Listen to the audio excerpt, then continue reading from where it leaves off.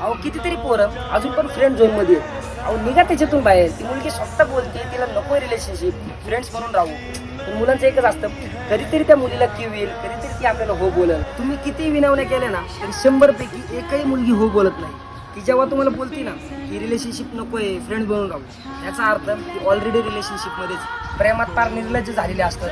ते बोलतात की तुला नको आहे ना रिलेशनशिप, माझी फ्रेंड म्हणून तरी राहा, मला सोडून जाऊ नको. हे त्यांना त्याची सवय झालेली असते. फार ना रडायला लागतात प्रेमात.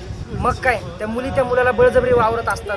20-20 तास त्याला रिप्लाय करत नाही, फार इज्जतीचा कचरा करून टाकतात त्याच्यात. पण ह्याला वाटत असतं की ती मुलगी नाही का घरच्यांचं खूप ऐकणारी मुलगी आहे, तिला रिलेशनशिपमध्ये यायचं नाही. ती मुलगी रिलेशनशिपमध्ये आहे पण तिला तुमच्यासोबत रिलेशनशिपमध्ये नाही यायचं. मग तो मुलगा चांगला असू, वाईट असू, गरीब असू, श्रीमंत असू, मुलींच्या मनात काय चालतं ना हे कोणच सांगू शकत नाही. त्यामुळं ती जर तुम्हाला नाही बोलतीये तर विषय सोडून द्या, नाहीतर तिने इग्नोर केलं ना वाईट नका वाटून.